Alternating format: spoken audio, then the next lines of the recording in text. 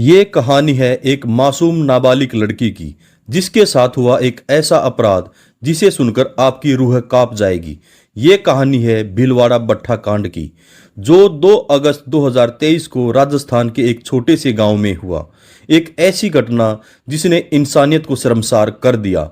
लेकिन सवाल ये है, क्या था वो अपराध, कौन थे वो हैवान और कैसे एक छोटी सी लड़की की जिंदगी को इतनी बेरहमी से खत्म कर दिया गया। क्या उसे इंसाफ मिला? ये कहानी सिर्फ एक क्राइम की कहानी नहीं है, ये कहानी है एक मासूम की चीखों की, एक परिवार के टूटने की और समाज के सामने खड़े उन सवालों की जिनका जवाब शायद हमें आज भी ढूंढना है। जो भी हमारे दोस्त चैनल पर नए हैं, प्लीज चैनल को सब्सक्राइब जरूर कर लें और वीडियो को लाइक करें। 2 अगस्त 2023 का दिन राजस्थान के भीलवाड़ा जिले का नरसिंहपुरा गांव। सुबह की पहली किरणें खेतों पर पड़ रही थी, हवा में हल्की ठंडक थी और गांव में रोजमर्रा की जिंदगी शुरू हो चुकी थी। बच्चे स्कूल जाने की तैयारी कर रहे थे, औरतें घर के कामों में व्यस्त थी और पुरुष खेतों की ओर निकल रहे थे। इस गांव में एक छोटा सा परिवार रहता था, एक माँ, एक बाप और उनकी 16 साल की बेटी रानी। दोस्तों, ये नाम काल्पनिक है क्योंकि पीड़िता की पहचान गोपनीय रखनी है। रानी एक साधारण सी लड़की थी, हंसमुख, सपनों से भरी आंखें और एक ऐसा दिल जो अपने परिवार के लिए कुछ बड़ा करना चाहता था। वो स्कूल जाती थी और अपने दोस्तों के साथ हंसी मजाक करती थी। उसकी माँ बताती है, रानी को पढ़ाई में बहुत मन था। वो कहती थी, माँ, एक दिन मैं शहर जाऊंगी और तुम्हें गर्व महसूस होगा। लेकिन उस दिन रानी को नहीं पता था, उसकी जिंदगी हमेशा के लिए बदलने वाली थी। उस सुबह रानी अपने खेत में गई। परिवार का खेत गांव से दूर था, बाहर था, जहां वो अक्सर अपने पिता की मदद करने जाती थी। उस दिन पिता घर पर ही थे और रानी अकेले खेत में चली गई। दोपहर करीब 3 बजे का समय था। सूरज अपनी पूरी ताकत से चमक रहा था। रानी खेत में पानी की नालियों को देख रही थी ताकि फसल को पर्याप्त पानी मिले। लेकिन उसे नहीं पता था, कुछ ही पल में उसकी जिंदगी एक बुरे सपने में बदलने वाली थी। खेत के पास एक कोयले की भट्टी थी। ये भट्टी गांव के लोगों की रोजी रोटी कमाने का साधन थी। वहां 2 भाई कालू और कान्हा काम करते थे। दोनों की उम्र 20 से 25 साल के बीच की थी। गांव में उनकी छवि अच्छी नहीं थी। लोग कहते थे वो शराब पीते थे और अक्सर गलत संगत में रहते थे। लेकिन उस दिन उनकी नजर रानी पर पड़ी। रानी अकेली थी, खेत में कोई और नहीं था। कालू और कान्हा ने मौके का फायदा उठाया। उन्होंने रानी को पकड़ लिया। रानी ने विरोध किया, चीखने की कोशिश की, लेकिन सुनसान खेत में उसकी आवाज कोई नहीं सुन रहा था। दोनों भाइयों ने उस मासूम के साथ वो किया जो इंसानियत को शर्मसार करता है। उन्होंने रानी के साथ गैंगरेप किया। रानी की चीखें, उसका दर्द, उसकी मासूमियत, सब कुछ उन हैवानों के सामने बेकार गया। रानी बेहोश हो गई, उसका शरीर ठंडा पड़ रहा था। कालू और कान्हा घबरा गए, उन्हें लगा रानी मर चुकी है। लेकिन उनकी हैवानियत यहीं खत्म नहीं हुई। उन्होंने सोचा, अगर ये बात गांव तक पहुंची तो उनकी जिंदगी खत्म हो जाएगी। और फिर उन्होंने एक ऐसा फैसला लिया जिसने इस अपराध को और भी भयानक बना दिया। कालू और कान्हा ने रानी को उठाया, उसे पास के कोयले की भट्टी में डाल दिया।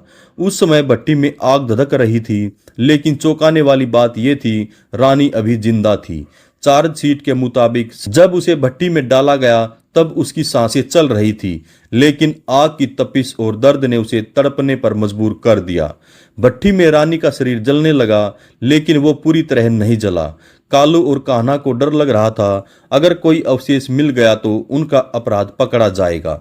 इसलिए उन्होंने रानी के अधजले शरीर को भट्टी से बाहर निकाला और फिर फावड़े और कुल्हाड़ी से उसके शरीर को टुकड़ों में काट दिया। सोचिए दोस्तों, उस मासूम के साथ कितनी क्रूरता हुई होगी।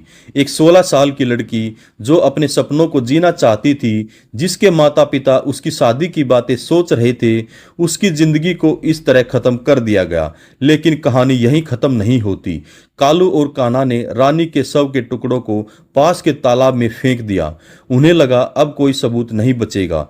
लेकिन उस समय गांव में हलचल शुरू हो चुकी थी। रानी के घरवाले उसे ढूंढ रहे थे। जब रानी शाम तक घर नहीं लौटी तो उसकी मां घबरा गई। उसने अपने पति को बताया और दोनों ने गांव वालों के साथ मिलकर रानी की तलाश शुरू कर दी। खेतों में, भट्टी के पास और तालाब के आसपास लोग इकट्ठा होने लगे। किसी ने भट्टी के पास कुछ अधजले अवशेष देखे। गांव वालों ने तुरंत पुलिस को बुलाया। पुलिस आई और फिर शुरू हुई एक ऐसी जांच जिसने पूरे कांड को उजागर कर दिया। पुलिस ने मौके पर पहुंचकर भट्टी और तालाब की जांच शुरू की। फोरेंसिक साइंस लैब एफएसएल की टीम ने अवशेषों को इकट्ठा किया। डॉग स्क्वाड ने तालाब के आसपास के इलाके को छाना और फिर एक के बाद एक सबूत मिलने शुरू हुए।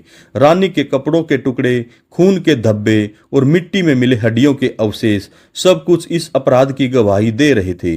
पुलिस ने कालू और कान्हा को हिरासत में लिया।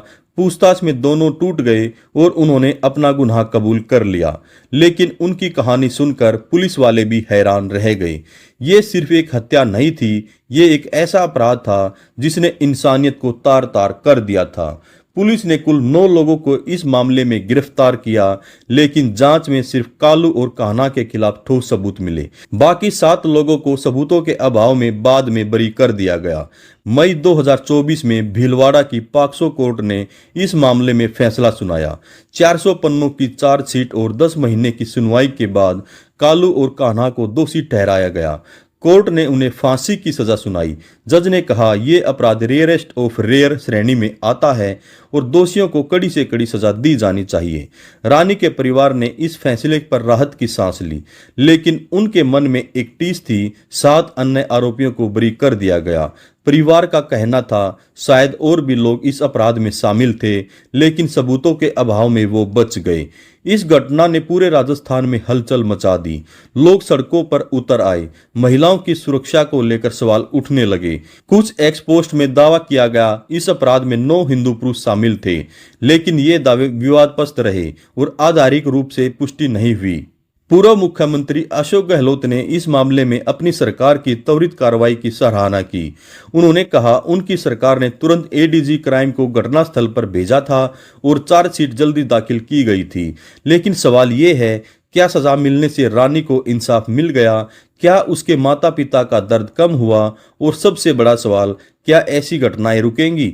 दोस्तों, ये थी भीलवाड़ा भट्टा कांड की कहानी। एक ऐसी कहानी जिसने हमें बताया कि इंसान कितनी भी नीचे गिर सकती है। रानी की चीखें आज भी उन खेतों में गूंज रही हैं। उसकी मां की आंखों में आज भी वो सवाल है, उनकी बेटी के साथ ऐसा क्यों हुआ? लेकिन इस कहानी का एक सबक है, हमें जागरूक होना होगा। हमें अपनी बेटियों, बहनों और माओं की सुरक्षा के लिए आवाज उठानी होगी।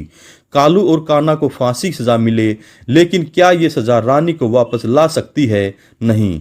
लेकिन ये सजा एक संदेश है कि अपराध करने वालों को बख्शा नहीं जाएगा।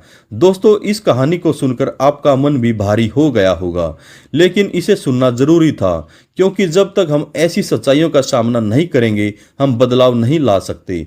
तो आइए एक प्रण लें कि हम अपने आसपास की बेटियों की सुरक्षा के लिए खड़े होंगे, कि हम ऐसी घटनाओं को रोकने के लिए अपनी आवाज बुलंद करेंगे।